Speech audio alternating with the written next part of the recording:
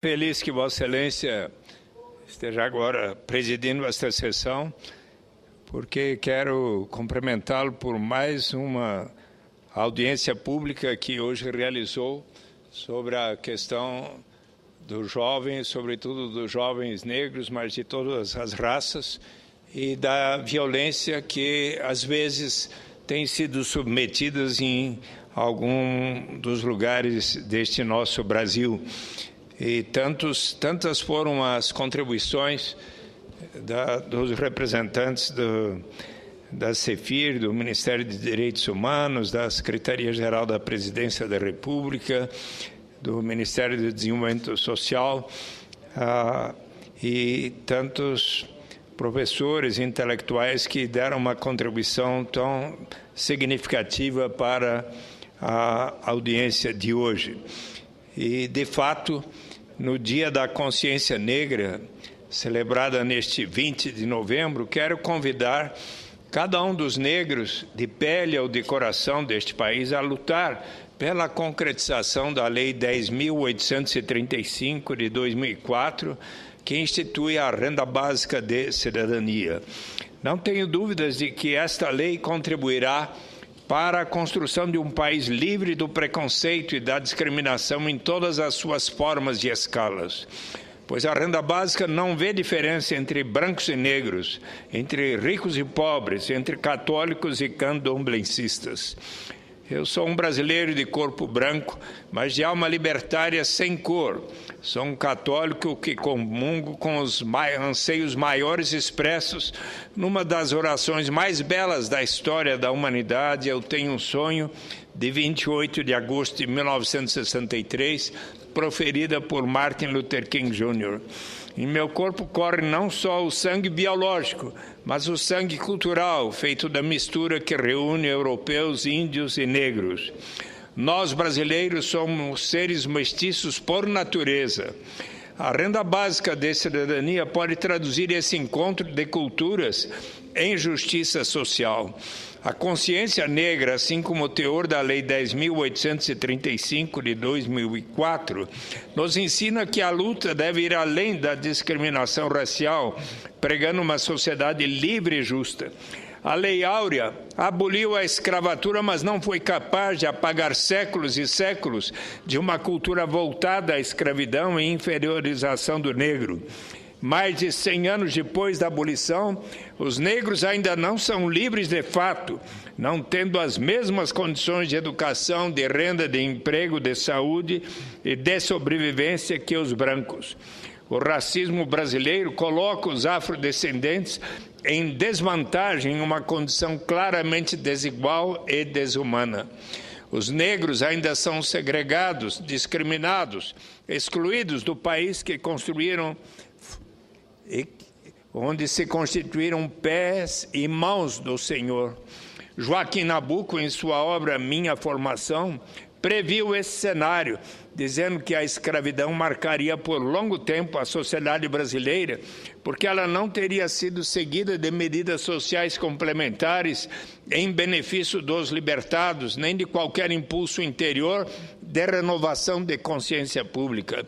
Florestan Fernandes, em seu livro A Integração do Negro na Sociedade de Classes, reforça essa tese. Diz, não obstante, o dilema social representado pelo negro liga-se à violência dos que cultivaram a repetição do passado no presente. Gilberto Gil, na canção A Mão da Limpeza, também segue esse raciocínio. Mesmo depois de abolida a escravidão, negra é a mão de quem faz a limpeza, lavando a roupa encardida, esfregando o chão. Negra é a mão da pureza. Negra é a vida consumida ao pé do fogão. Negra é a mão nos preparando a mesa, limpando as manchas do mundo com água e sabão. Negra é a mão de imaculada nobreza, diz Gilberto Gil. Não há dúvida de que a abolição da escravatura no Brasil está incompleta. Os afrodescendentes são maioria em termos de população e minoria em termos de cidadania. A renda básica é tão importante quanto se universalizar as boas oportunidades de educação para todas as crianças, todos os jovens, todos os adultos. É essencial, inclusive, para possibilitar que todos tenham as condições dignas de sobrevivência para poderem estudar. Isso porque prevê a eliminação da miséria e da pobreza, bem como a geração de oportunidades para todos, sem levar em consideração a cor da pele. E eu posso afirmar com segurança que sua aplicação não será uma alforria restrita ao papel ou à letra da lei, pois alcançará as consciências. E essa questão da consciência é fundamental, pois na medida, senador Paulo Paim, que todos compreenderem que os benefícios dessa lei, inclusive aqueles que têm mais recursos financeiros, teremos condições de aprovar a criação de um mecanismo pelo qual se separará uma parte da riqueza da nação para se formar um fundo que pertencerá a cada brasileiro. Assim, aqueles que têm mais condições contribuirão para que eles mesmos e todos os demais venham a receber essa renda com seu caráter universal e não discriminatório. Milito em favor da aplicação da RBC como quem milita por uma abolição de verdade. Quando falo nesta lei, falo em uma inclusão espontânea de cada um segundo a sua própria história, seus valores, suas expressões. Uma inclusão democrática que não anula a diversidade.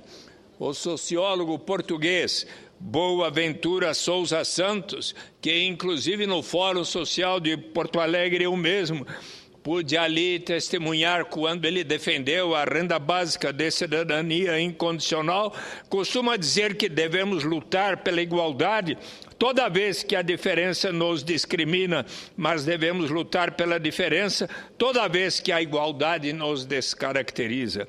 A grandeza da renda básica de cidadania é poder trabalhar com a pluralidade, é poder compreender nas diferenças o conjunto da igualdade humana. Sou defensor das cotas raciais em caráter emergencial, tanto que me manifestei favorável ao tema no dia 28 de junho último, quando a Comissão de Direitos Humanos e Legislação Participativa do Senado, presidida por Vossa Excelência, senador Paulo Paim, aprovou o projeto de lei da Câmara 180/2008, que prevê cotas raciais e sociais para o ingresso no ensino público superior. Neste momento, as cotas são ferramentas importantes para impulsionar o negro a ocupar seu lugar na sociedade, seja em faculdades ou em postos de trabalho. Um balanço da Universidade de Brasília, uma das pioneiras na adoção das cotas, revela que em 8 anos de funcionamento do sistema de cotas para negros, o número de afrodescendentes na universidade aumentou de 2% para 10,5%. Houve um avanço considerável. No entanto, ainda estamos longe do ideal. Em 2014, quando o programa completar 10 anos, sua continuidade será avaliada pelo Conselho Universitário. Essas avaliações periódicas, que vão acontecer não só em relação à UNB, mas a todas as universidades que aderiram às cotas, são fundamentais, pois as cotas, como uma política afirmativa aplicada em caráter temporário, tem uma missão a cumprir, a missão de promover maior acesso de pessoas negras aos bancos de universidades públicas é constitucional e necessária para corrigir distorções culturais e históricas existentes no Brasil, inclusive conforme asseveraram ministros como o ministro Lewandowski, o ministro Barbosa, e o ministro Luiz Fux. No entanto, trata-se de uma medida temporária. É importante ressaltar que levantamentos realizados em faculdades nas quais as cotas foram adotadas, os cotistas tiveram desempenho tão bom quanto os alunos que ingressaram pelo sistema convencional. Na Lei 10.835 de 2004, não há risco de discriminação ou dependência, pois a riqueza da nação é dividida para cada um dos brasileiros sem distinção. A renda básica é incondicional, igual para todos. Não é uma lei para negros ou índios ou segmentos ou minorias, é uma lei para brasileiros. A experiência das cotas deixa claro que não adianta somente facilitar o acesso às universidades por meio das cotas. É preciso se preocupar também com a manutenção desses estudantes na graduação.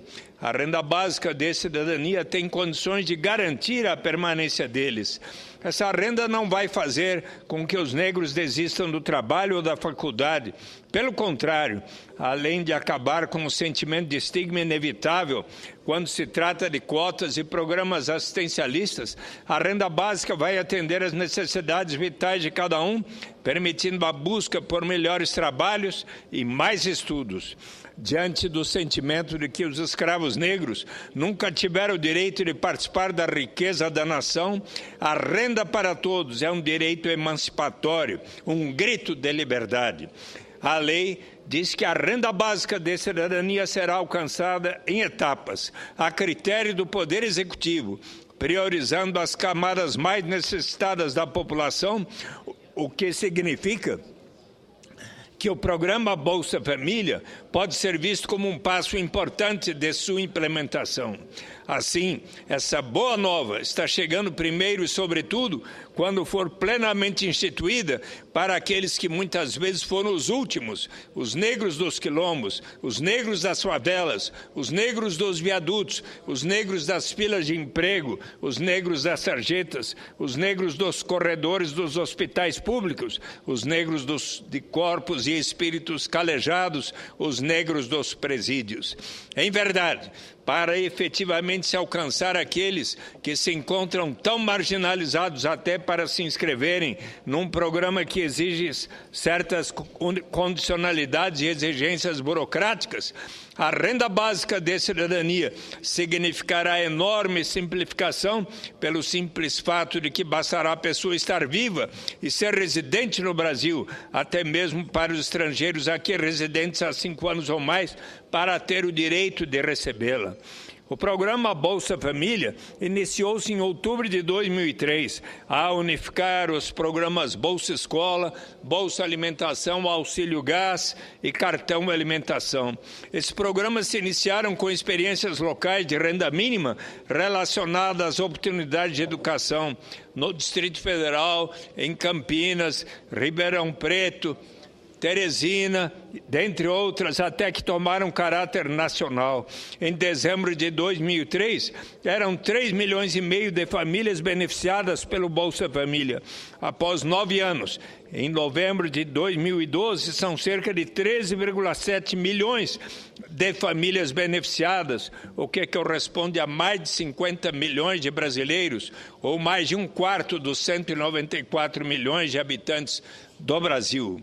O programa Bolsa Família contribuiu muito para a redução da pobreza absoluta e do nível de desigualdade no Brasil.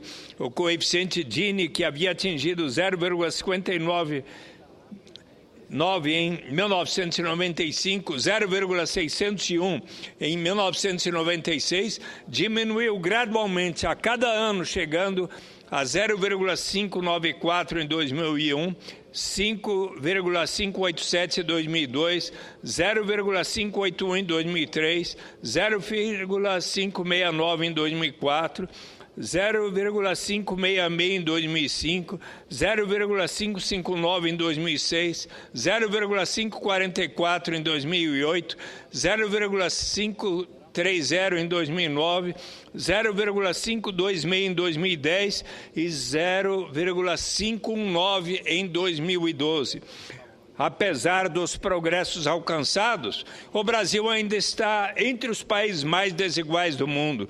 De acordo com o censo do IBGE de 2010, enquanto no Brasil os 10% mais pobres vivem com 1,1% da renda nacional, os 10% mais ricos vivem com mais de 44,5%. Na lista de 2012 dos países por igualdade de rendimentos do Banco Mundial, o Brasil é o 15º com maior coeficiente Gini, ou a 15ª nação das mais desiguais do mundo. Vale destacar que, segundo o retrato das desigualdades publicados pelo IPEA em 2011, 70% dos municípios que recebiam os benefícios do Bolsa Família em 2006 eram chefiados por negros ou negras. É relevante que a situação dos negros é também próxima da dos índios. Pesquisa sobre o perfil indígena feita pela Datafolha, encomendada pela Confederação da Agricultura e Pecuária do Brasil, publicada pela Folha de São Paulo em 10 de novembro último, revela que 64% dos índios no Brasil são beneficiários do programa Bolsa Família, recebendo em média R$ 153 por mês. Uma das faces mais bonitas desta lei, que institui a renda básica de cidadania, é a que não faz qualquer distinção de raça, pois beneficia integralmente a raça humana. E como não basta uma consciência negra, mas uma consciência negra ativa, rebelde, transformadora para lutar pela verdadeira liberdade, os negros precisam, em uníssono, dizer à presidenta Dilma Rousseff que a aplicação da renda básica de cidadania é o caminho mais fácil, certo e rápido para se chegar a uma nação justa, conforme tem demonstrado os membros da Rede Mundial da Renda Básica e conforme tem demonstrado a experiência prática de 30 anos havidas no local do mundo, onde por 30 anos consecutivos se distribui aproximadamente 6% do produto doméstico bruto para todos os seus habitantes, hoje cerca de 700 mil, lá no estado do Alasca, que por causa de se pagar uma renda básica igual para todos, por 30 anos tornou-se o mais igualitário dos 50 estados norte-americanos. Segundo mensagem do professor Celso Furtado, de Paris, datada de 8 de janeiro de 2004, ao presidente Lula, o Brasil, um dos últimos países a abolir a escravidão, com a sanção da renda básica, da lei da renda básica de cidadania, coloca-se na vanguarda daqueles que lutam pela construção de uma sociedade mais solidária. Ao celebrar o Dia de Zumbi de Palmares, o Dia da Consciência Negra, recorro à filosofia africana Ubuntu para dizer que a crença no compartilhamento é o que conecta toda a humanidade. Essa filosofia, presidente Paulo Paim, cujo nome tem origem nos povos banto, existe em muitos países da África. Significa acolhimento, respeito, entreajuda, partilha, comunidade, generosidade. Entre os inspiradores dessa filosofia estão Nelson Mandela, Desmond Tutu e Martin Luther King Jr. Para explicar melhor essa ética africana, vou narrar o que ocorreu certa vez com um antropólogo que estava estudando os costumes de uma tribo na África. Essa história costuma estar sempre presente nas palestras que a jornalista e filósofa argentina Lia Diskin faz pelo mundo. No Festival Mundial da Paz em Florianópolis, em 2006, ela brindou a plateia com esse relato que tão bem traduz o conceito de Ubuntu e também o da renda básica de cidadania. Ao concluir os seus trabalhos e se despedir de uma das tribos, o antropólogo teve a ideia de fazer uma brincadeira. Encheu um cesto bem vistoso com guloseimas que tinha comprado na cidade e o colocou debaixo de uma árvore. Reuniu as crianças da tribo em uma espécie de linha de largada e combinou que, ao seu sinal, elas poderiam correr até o cesto. Quem chegasse primeiro ficaria com todos os doces. Mas então, presidente Paulo Paim, o que aconteceu? O antropólogo falou: 1, 2, 3, podem largar. E, para a surpresa do antropólogo, quando ele deu o sinal, as crianças imediatamente deram as mãos e saíram correndo todas juntas em direção ao cesto. E quando chegaram lá, dividiram entre si os doces. O antropólogo então perguntou a razão delas terem feito isso. Se uma só poderia ficar com todos os doces? E uma delas respondeu: como uma de nós poderia ficar feliz se todas as outras estivessem tristes? Isso é Ubuntu. É com esse espírito da ética Ubuntu, que tem como uma de suas traduções "sou porque nós somos", que eu convido todos os brasileiros a lutarem pela concretização da Lei 10.835 de 2006. A renda básica de cidadania pode fazer do Brasil um grande Palmares, onde negros, brancos, índios, mestiços possam viver em condições de igualdade sem preconceito ou discriminação, dividindo as riquezas de uma terra que não tem cor.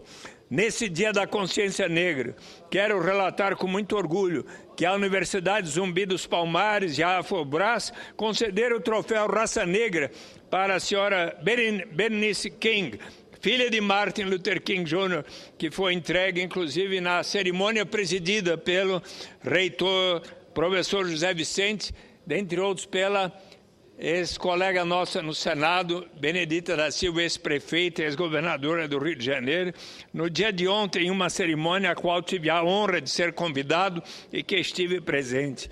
Em Where Do We Go From Here? Calls Our Community.